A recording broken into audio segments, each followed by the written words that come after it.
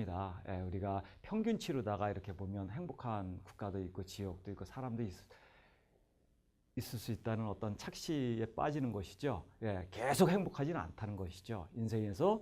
그러면 단 하루 오늘 식사하셨습니까? 예. 우리 밥 먹으면 좀 기분이 좋잖아요. 밥 먹기 전보다. 그래서 보험 설계사나 사람을 만나시는 비즈니스 하시는 분들은 뭐예요? 예, 꼭 어떤 그 계약을 맺을 때 중요한 이야기를 할 때는 뭐예요? 식사 후에 포만감이 있을 때, 좀 신경이 날카로워지지 않을 때, 좀 만족스러울 때, 그때 식사 후에 우리가 차 한잔 들면서 이렇게 비즈니스를 이어가지 않겠습니까? 예, 그래서 오늘 하루 밥을 먹다. 예, 밥이라고 하는 것 굉장히 우리가 만족스럽지는 않지만 현재 왜? 과거에는 식사하셨습니까? 이게 인사였어요. 지금은 식사하셨습니까? 이런 인사 안 하잖아요. 그럼에도 불구하고 식사하셨습니까? 라는 시대가 더 행복했다는 겁니다. 그 이유를 잠깐 설명을 하도록 할게요. 나가면서. 예. 조선시대 때라든가 우리가 밥 먹기 어려운 시대가 있었죠. 예. 두 남녀가 사랑을 했는데 하나는 신분이 양반이고 하나는 천민이었어요. 천민 딸과 양반 아들이 사랑을 했어요. 둘이 사랑을 했는데 그 시대는 신분제 때문에 이루어질 수가 없었죠. 그런데 서로 정말 펜팔하듯이 그 자기의 어떤 머슴이라든가 하녀라든가 이런 사람들 아니면 친구를 시켜서 메시지를 주고받고 하다 7년간 주고받고 하다가 어느 날 둘이 가출하기로 했어요. 그래서 산속으로 튀어가지고 둘이 막 산으로 들어와서 아무도 안 본다 해가지고 너무나 뜨거운 사랑을 하려고요. 옷을 막 벗기 시작했어요. 힐 오락이 하나 걸치지 않은 상태에서 사랑을 하려고 둘이 딱 붙으니까 뭐가 돼요? 예, 산신령이 보고 있었던 거예요. 이거 정말 비윤리적인 행위 아닙니까? 그래서 스톱 해버렸어요. 그래서 굳어져서 돌이 됐습니다. 근데 이제 주변에 변화가 생기고 막 뉴타운이 들어서고 길이 누이고 막 그러다 보니까 여기 비석이 있네. 그래서 공원 녹지로 먹지요. 그러다 보니까 사람들이 와서 여기서 새우깡도 먹고 그러다 보니까 비둘기들이 날라와요. 비둘기들이 던져주는 먹잇감을 가지고 머리 위에 가서 콕콕 찍으면서 오줌도 싸고 똥도 싸면서 그 위에서 먹지 않습니까? 예. 얘네들은 고통스럽다 이거예요. 근데 어느 날 산신령이 보니까 지금 성이 다르다고 양반과 이 천민의 성이 다르다고 결혼하지 못하는 세상이 아니잖아요. 사랑하지 못하는 세상이 아니잖아요. 그래가지고 10분만 허락할 테니까 사랑해라. 그러면서 뿅 하고 사라지려고 하니까 산신령님 10분은 부족해요. 더 주세요. 얼마? 2배. 20분 주마. 둘이 열렬하게 인간으로 들어와서 사랑을 할 줄 알았는데 막 둘이 손잡고 옆에 비둘기가 조는 데 가서 비둘기를 잡아가지고 돌로다 콱콱 죽이는 거예요. 계속. 피투성이가 되는 거예요. 비둘기를 계속 죽여요.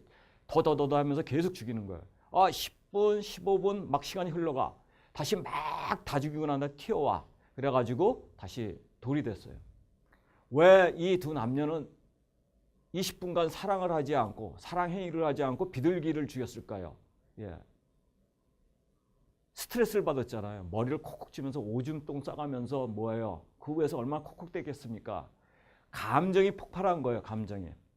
우리가 주어진 시간과 공간에서 우리가 인과율적인 제약이 있겠지만 우리가요 주인공처럼 지구별에 잠깐 들렸는데 아름답게 한번 이런 생각으로 체인지 해보면 안 되겠습니까? 감정 폭발 누구나 할 수 있죠.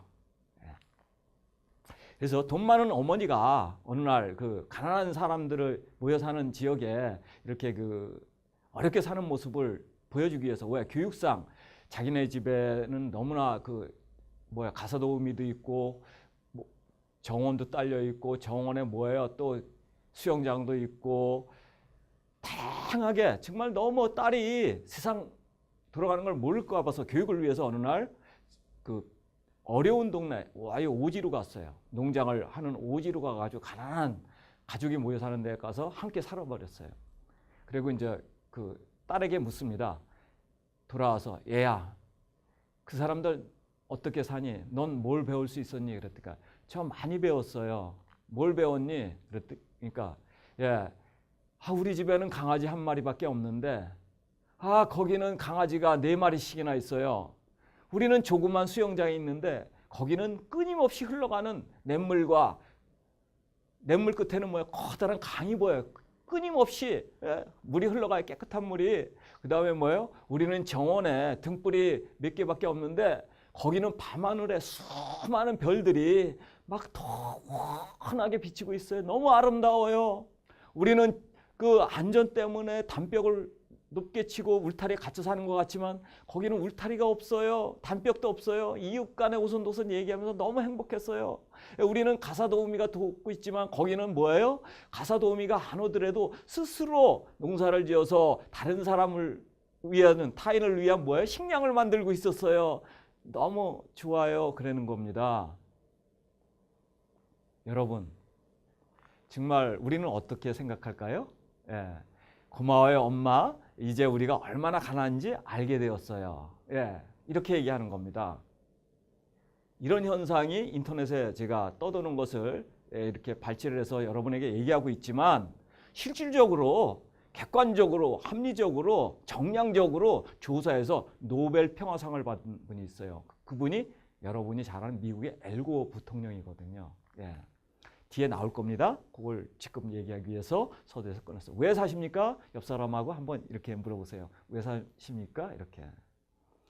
예, 궁극적으로는 다 여러 가지 얘기가 나오겠지만 결국은 돈을 벌기 위해서도 소득이고 뭐든지 뭐야 행복하기 위해서거든요. 그러면 행복이 뭡니까? 나 행복하지, 저도 행복하진 않아요. 예, 행복하진 않아요. 그러나 인간의 뇌는 2가지 이상 한꺼번에 생각할 수가 없어요.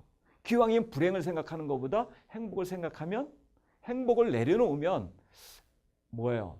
정말 무게감도 덜 느끼고요. 어떤 우리가 정말 할 수 있는 부분이 있어요. 그게 뭘까요? 핵심 키워드가 여러분 만족도예요. 감사하게 되잖아요. 만족도. 그러면 가족관계에서 만족도가 평균 이하인 거 삼성경제연구소랑 세리에서 발췌를 했는데요. 가족관계가 만족도가 평균 이상 높은 데는 뭐예요?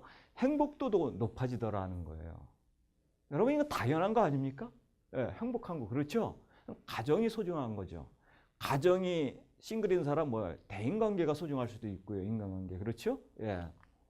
그러면 수녀를 대상으로 행복과 장소에 관한 연구를 했어요. 예, 여기 발췌 자료 나오죠? 어디에서 나오는지. 일기에 긍정적인 내용이 많았던 수녀들은 뭐예요? 그렇지 않은 수녀들보다 평균 10년 이상 더 오래 생존했다. 예. 이런 것들을 분석을 하게 되면 행복지수라는 것이 상위 그룹에 있었다는 거예요. 85세까지 생존했으나 하위 25%는 34%만이 85세까지 생존했다 이거예요. 이런 것들 90% 이상이 뭐예요? 85세까지. 행복지수가 상위인 사람들. 그러면 또 다른 사례를 볼까요? 감사행동의 효과. 식당 종업원이 영수증에 고맙습니다 적은 경우 그렇지 않은 경우보다 뭐예요? 팁이 11%나 증가했더라 이거예요. 여러분 우리나라는 팁 좀 낯설지요?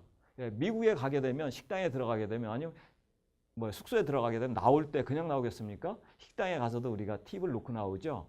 유럽에서도 주요 국가를 가게 되면 식당에 가게 되면 팁을 계산하잖아요. 팁까지 계산해 주는 경우도 있고 놓고 나오는 경우도 있고요. 팁 문화인 경우 그렇습니다. 더 올라가더라 이거예요. 우편 설문조사 시 감사하다는 내용을 적으면 회수율이 상승하더라. 감사 표현을 받았을 때. 야, 행복은 뭐예요? 감사와 정말 인과관계가 있더라. 연결고리이더라 이거예요. 이 부분을 얘기하고자 합니다. 그래서 저도 정말 한번 실천을 해봤어요. 그래서 잠깐 하루에 이렇게 올려봤는데 2월 13일인가요? 몇 회 전인데 오늘의 감사일기장에 적어봤어요. SNS에 심한 두통인데도 불구하고 진통제 3알을 먹었어요. 너무 고통스러워서. 근데 제가 페북하며 고통을 잊어서 감사하다. 그 다음에 아내가 배탈 나고 화장실 들락거리는 모습 참 안타까워요. 구토를 막 하고 그래요. 근데 병원에 실려가지 않아서 감사하다. 대학원을 졸업한 제 조카가 있어요. 남동생 딸인데 대학원을 입학하는데 시부모님께서 학자금을 대주신다니 감사하다. 참 이것저것 감사할 일이 많아요. 장모님께서 아무 탈 없이 편히 주무시는 모습에 감사하다. 연세가 90세 조금 넘으셨는데 치매가 있으신데도 불구하고 오늘도 아무 탈 없이 주무시는 모습을 지켜보니까 참 감사하더라 이거예요. 치매가 걸리셔서 불행한 게 아니라 잘 주무시는 모습. 큰아들이 공부 마치고 집에 들어와서 감사하다. 너무 늦게 들어오면 불안하잖아요. 그죠? 내가 건강하게 살아있어서 신기하고 감사하다. 저는요, 어렸을 때 너무 약했어요. 그래서 60세 뭐 그때 되면 죽었을 것이라고 생각을 할 정도로다가 그 미래에 대해서 그런데 지금 어떻습니까?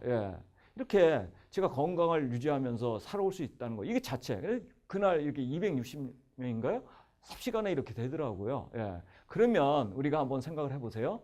감사라는 것, 행복을 연구한 학자들에 의하면 미래 행복을 예측할 수 있는 가장 확실한 근거는 직업, 재산, 건강, 인간관계 등의 조건이 아니라 지금 얼마나 행복한가, 오늘 이 하루, 단 하루, 지금 얼마나 행복한가에 달려있다.